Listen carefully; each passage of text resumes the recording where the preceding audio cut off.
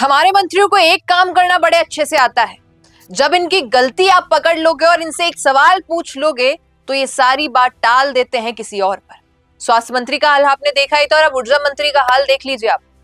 हीरालाल नागर, हाल ही में एक प्रेस वार्ता हुई और प्रेस वार्ता में अधिकतर पत्रकारों को चुप करवाया जाता है पार्टियों द्वारा कि भैया आप सवाल नहीं पूछेंगे, लेकिन अगर वो सवाल पूछ भी लेते हैं तो ऑन कैमरा वो कुछ कह नहीं सकते हैं, तो ऐसे जवाब देने लगते हैं भैया।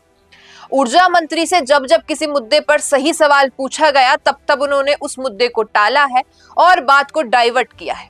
केवल एक बात को लेकर उन्होंने आश्वासित जवाब दिया है और वो है टोंक की रेलवे जो कमियां चल रही हैं रेलवे विभाग की, उसको लेकर उन्होंने कहा कि भैया मैं केंद्र सरकार से इस पर विचार विमर्श कर रहा हूं, बातचीत चल रही है, उस पर एक्शन होगा जल्दी और आपको इत्तला किया जाएगा।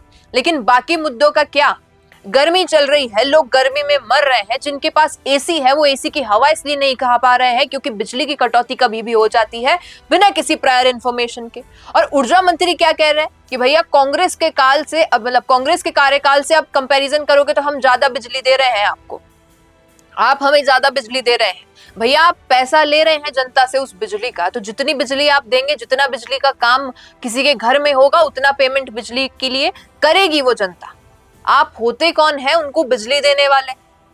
आपसे अगर सवाल कर लिया जाए कि इस मुद्दे पर आप क्या कुछ कह रहे हैं, ये देखिए आपको मुद्दा पढ़ के बताती हूं मैं कि जब उनसे बात की गई जिले में बिजली लाइनमैनों की कमी पर पूछे गए प्रश्न के दौरान उन्होंने ये कहकर चर्चा समाप्त कर दी कि ये प्रेस वार्ता राष्ट्रीय स्तर पर मोदी सरकार के 12 सालों की उपलब्धियों को लेकर आयोजित की गई है। हाल ही में 12 साल हुए केंद्र सरकार में मोदी सरकार को, उसको लेकर उपलब्धि में हासिल मतलब जो भी बुरा मामला था उसको लेकर प्रेस वार्ता की गई। और जब सवाल कर लिया गया कि भाई लाइनमैन होते ही नहीं है, काम कौन करेगा, तो उन्होंने ये कह दिया कि भैया ये प्रेस वार्ता इस मुद्दे पर नहीं रखी गई है। और ये तो कई बार हुआ है मेरे साथ क्या और कई पत्रकारों के साथ, जब प्रेस वार्ता में मौजूद होते हैं, कोई सवाल थोड़ा सा लाइन से हटके पूछ लेंगे तो मंत्री साहब क्लियरली कह देते हैं कि ये जो प्रेस वार्ता है उस टॉपिक पे नहीं रखी गई है, तो आप मेरे से उस टॉपिक पे बात मत कीजिए।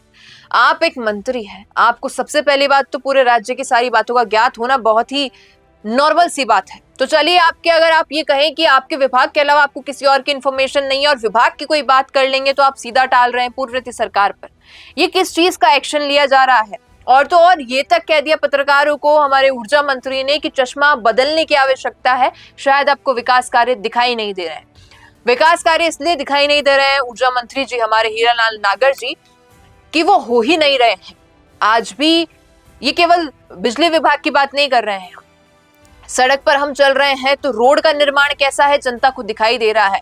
कल हम पहुंचे थे रामबाग सर्किल जहां पर डिजिटल ई बोर्ड्स लगे हैं और वहां पे चालान दिखाई दे रहा है। उसके आप कमेंट सेक्शन में जाएंगे हमारे, तो अधिकतर लोग ये कह रहे हैं कि ये कैमरा आप रोड की तरफ घुमाइए कि वहां पर कितने गड्ढे हैं, क्योंकि बारिश का मौसम शुरू हो चुका है, मानसून आ चुका है जयपुर में और धीरे धीरे असलियत पता चल रही है। जिन एरियाज को आप वीआईपी एरियाज बोलते हैं, बात कर ले हम वैशाली नगर की ही, वहां पर आप कभी जाइए आम्रपाली सर्किल पे, चंद मिनटों की बारिश में कैसे वहां पर छिलाछिल पानी हो जाता है क्योंकि वहां पे सीवरेज ही नहीं है। मैं तो कहूंगी कि आज से कितने सालों पहले जब सिटी का निर्माण हुआ था तब कितना अच्छा सीवरेज होगा कि राजा महाराजाओं ने इतना अच्छा पूरा मैनेजमेंट के साथ सीवरेज ड्रेनेज बनवाया था कि आज भी सिटी में पानी नहीं भरता है जल्दी से। जो बाहर सड़क है, चौड़ी रोडें हैं, लेकिन हमारे जो आउटर एरियाज है सिटी के, वहां पर पानी भर जाता है कुछ मिनटों की बारिश में।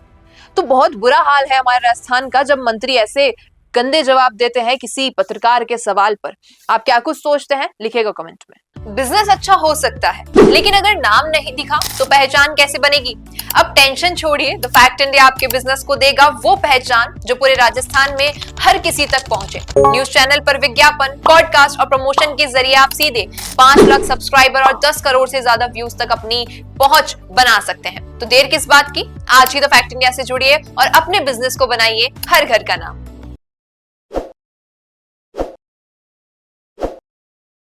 ताज़ा खबरों के लिए विजिट करें द फैक्ट इंडिया की वेबसाइट और डाउनलोड करें द फैक्ट इंडिया ऐप।